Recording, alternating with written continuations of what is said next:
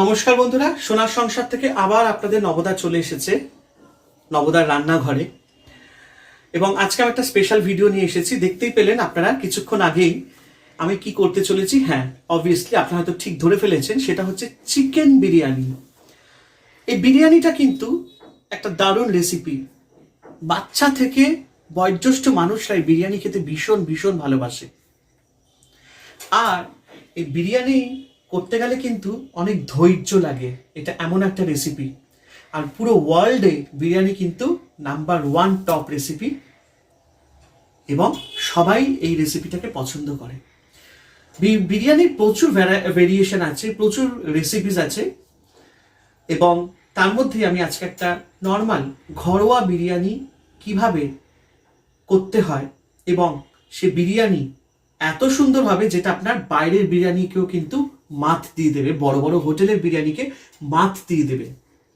বিরিয়ানির ইনগ্রিডিয়েন্টস যেটা খুব ইম্পর্টেন্ট, এবং সেই সঙ্গে সঙ্গে বিরিয়ানি রেসিপির টাইমিংস এবং সমস্ত কিছু ঠিকভাবে যদি করা যায়, তাহলে কিন্তু পারফেক্ট বিরিয়ানি আপনারা রান্না করে খেতে পারবেন। এই বিরিয়ানিটা আমি প্রথম শিখেছিলাম আমার মায়ের কাছ থেকে, ঘরোয়া বিরিয়ানি। তারপরে আমি যখন এভিয়েশন অ্যান্ড হসপিটালিটি ম্যানেজমেন্ট নিয়ে যখন পড়াশোনা করি, তখন আমি সেখানে গিয়েও আমি আমার শেফ ছিল, যে আমার শেফগুলো, তার কাছ থেকেও আমি বিরিয়ানি রান্না শিখেছি। তো চলুন, আজকের আমি বিরিয়ানি রেসিপিতে কি কি আমি ইনগ্রিডিয়েন্টস দিচ্ছি, ঠিক আছে, সেগুলো আমি আপনাদের দেখাচ্ছি। মানে ঘরোয়া মতে দেখুন, বিরিয়ানি করতে গেলে প্রচুর ইনগ্রিডিয়েন্টস লাগে, সেগুলো কালেক্ট করতে হয়।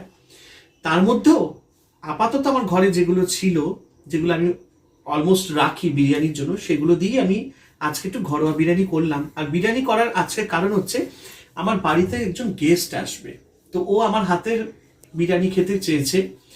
তো আমি তো অবভিয়াসলি চিকেন খাই না, মাটনটা বেশি প্রেফার করি। আর আমার গিন্নি চিকেন বিরিয়ানি খেতে ভীষণ ভীষণ ভালোবাসে।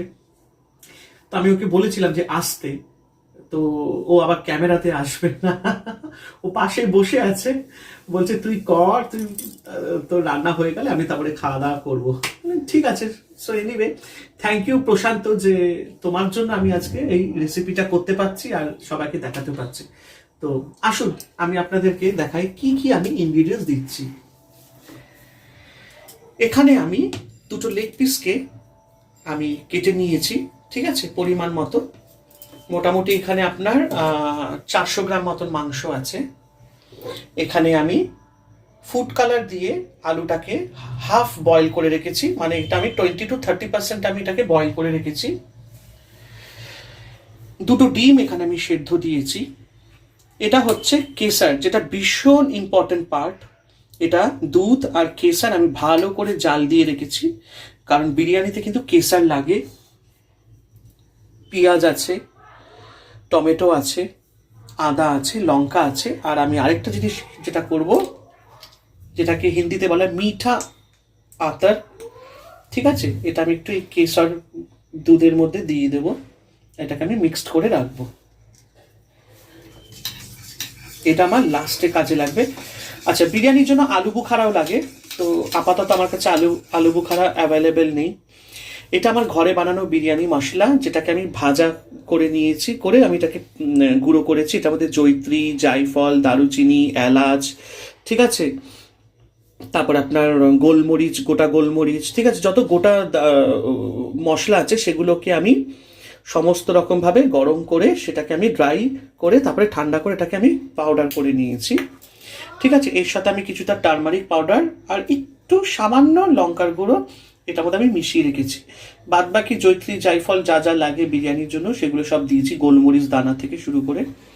তো চলুন, আমি ততক্ষণ এই মশলাটাকে আমি ম্যারিনেট করে নিই, তারপরে আমি আপনাদের সাথে আবার ফিরে আসবো। আর হ্যাঁ, এই যে চালটাকে আমি 2 ঘন্টা আগে ভিজিয়ে রেখেছি, which is very very important. এটা হচ্ছে long grain rice, particularly for biryani. তো এটাকে আমি 2 ঘন্টা ধরে আমি ভিজিয়ে রেখেছি। সঙ্গে থাকুন, দেখতে থাকুন। তো দেখতে পাচ্ছেন বন্ধুরা, এখানে আমি একটু গরম জল বসিয়েছি মাপে, কারণ যেহেতু আমি এখানে চাল নিয়েছি এই কাপে 2 কাপ, তাই জন্য আমি এখানে 4 কাপ জল দিয়েছি। এবং এখানে আমি একটুখানি সামান্য ভেজিটেবল অয়েল প্লাস নুন দিয়ে একটুখানি গরম করছি। এবং এই চালটাকে আমি 7 মিনিটের জন্য, মানে 70% আমি বয়েল করব, নট ফুললি। ঠিক আছে, তারপরে আমি বিরিয়ানি প্রসেসটা শুরু করব। তো বন্ধুরা দেখতে পাচ্ছ জলটা গরম হয়ে গেছে, আমি এখানে চালটা একটু দিয়ে দিচ্ছি। চালটা 70% গরম হবে, তারপরে আমি নামিয়ে নেব। ঠিক আছে, আর চালটা একটু ঝুরঝুরো হবে, যার জন্য আমি যেটা বলি একটু ভেজিটেবল অয়েল দিয়েছি, নুন দিয়েছি। আর তার সাথে আমি এই যে কিছু গোটা ক্লোভ, তারপরে দারুচিনি, গোটা গোলমরিচ, এগুলো একটু গোটা গোটা আরেকবার আমি দিয়ে দিলাম। এতে কি হবে, যখন চালটা 70% বয়েল হবে, এই যে ফ্লেভারটা থাকবে না এই মশলাটার, গোটা মশলার যে ফ্লেভারটা থাকবে সেটা এটার মধ্যে মিশে যাবে, আর বিরিয়ানির চালের টেস্টটা বাড়বে। অনেক রকম পদ্ধতি আছে বিরিয়ানি করার, আপনি নিজের মতন করেও করতে পারেন যেরকম স্টাইলে, বাট আমি নর্মালি একটু প্রসেসটা ফলো করি। এবং আমি এখন ঢাকা দিয়ে দিলাম এবং এটাকে স্লো মিট লেভেলে এটাকে 70% আমি এখন বয়েল করতে দেব। আর এখানে আমি মাংসটাকে নুন হলুদ দিয়ে মেখে রেখেছি। তো বন্ধুরা দেখতেই পাচ্ছেন আমি এখানে চালটাকে 70% বয়েল করে নিয়েছি, আর এখন এটাকে একটা ছাঁকনির মধ্যে ঠান্ডা করতে দিচ্ছি, তাতে একটু চালটা ঝরঝরে হয়। তো চলুন এবার আমরা মাংসটা করব। তো বন্ধুরা দেখতেই পারলেন আমি চালটাকে 70% বয়েল করে ওটাকে ঠান্ডা করতে দিয়েছি। ততক্ষণ আমি কড়াইতে একটু তেল নিয়ে নিয়েছি। আমি কিন্তু এখানে বস একটুখানি সর্ষের তেল নিয়েছি, এইখানটা আমি একটুখানি বাঙালিয়ানা টাইপ নিয়ে এসেছি। আর এই যে মাংসগুলো আমি ম্যারিনেট করে রেখেছিলাম, ম্যারিনেট বলতে একটু নুন হলুদ দিয়ে মাংসগুলো একটুখানি এবার সাতলিয়ে নেব তেলের সাথে, একটু আঁচটা কমিয়ে। কারেক্ট।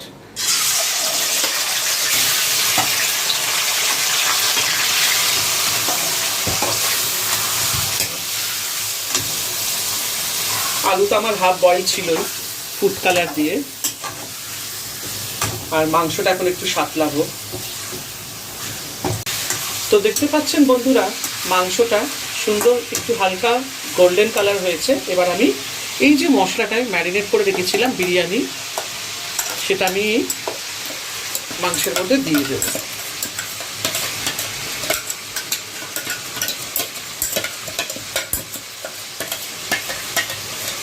নিয়ে আমি সাতলাবো।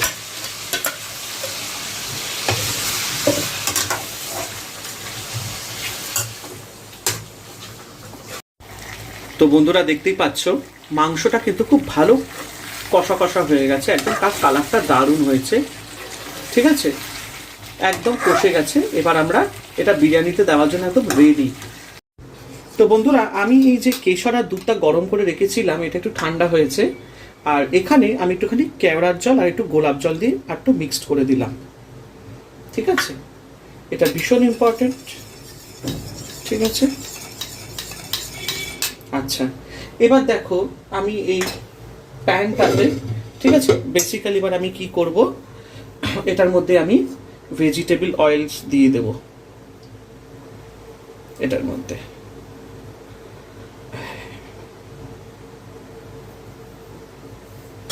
এটাকে ভালো করে পটটার মধ্যে মেখে নেব, যাতে চালগুলো লেগে যাতে না যায়।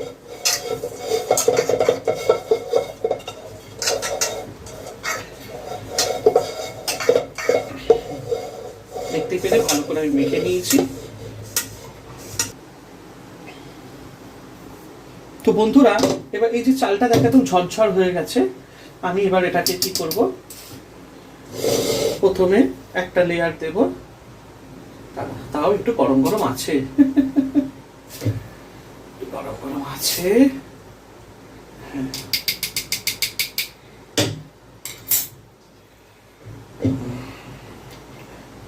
প্রথমে ফার্স্ট লেয়ারটা দিলাম,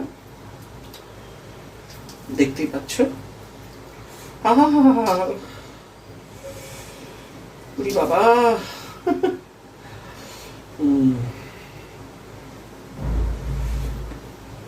আচ্ছা,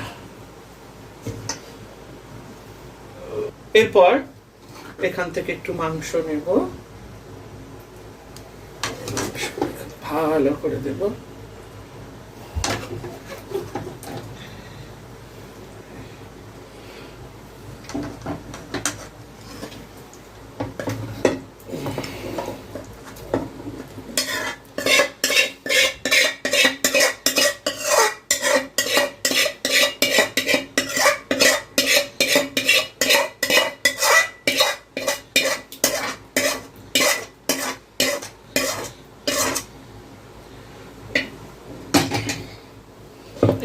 একটুখানি এরকম করে নেব। এরপর আমি সমস্ত রাইসগুলো এভাবে করে চারিপাশে ছড়িয়ে দেব। দেখতে পাচ্ছ?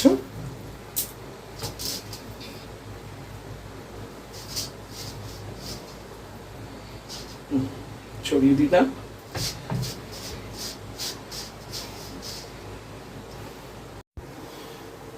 এবার দেখো বন্ধুরা, এখানে আমি ফুল আছে এই তাওয়াটা দিয়ে রেখেছি, এর উপরে আমি এটা বসাবো। এটা করার কারণ হচ্ছে তাওয়াটা দিয়েছি যাতে বিরিয়ানিটা নিচে লেগে না যায়। এবার আমি কি করব, এখানে আমি একটু দেশি ঘি রেখেছি, ঠিক আছে? একটু ঘি দিলে টেস্ট হবে। আপনি আপনার মতন করেও ঘি দিতে পারেন, কোনো অসুবিধা নেই। ঘিটাকে ভালো করে দিয়ে দিলাম, এতে কি হবে, টেস্ট হবে। আর এরপর আমি যেটা আসল কাজ, কেশর দুধটা, সেটাকে আমি ওপর থেকে এভাবে করে দিয়ে দেব। ব্যাস,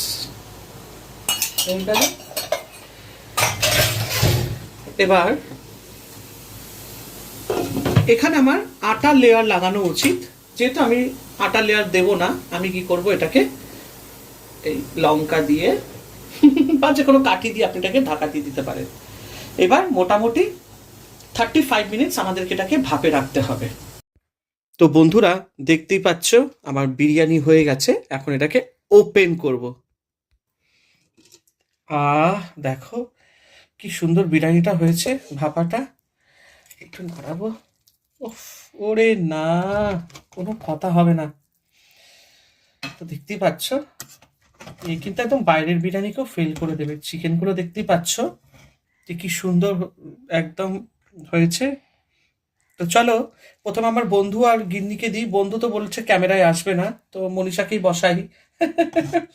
আগে আমার বন্ধু খেয়ে নিক, তারপরে মনীষার সাথে আমি রিভিউ দেওয়াবো। আর হ্যাঁ, এখানে হচ্ছে ডিম, কারণ ওরা খাবে চিকেন আর আমি খাবো ডিম। আমি শুধু একটু রাইসটা সামনে থেকে নেব, আর কিছুই না। আর একটা আলু নিয়ে নেব, ব্যাস। বাবা, বিরিয়ানির তো ভাব যাচ্ছে না গো। হ্যাঁ, তোমার তো লাভই লাভ।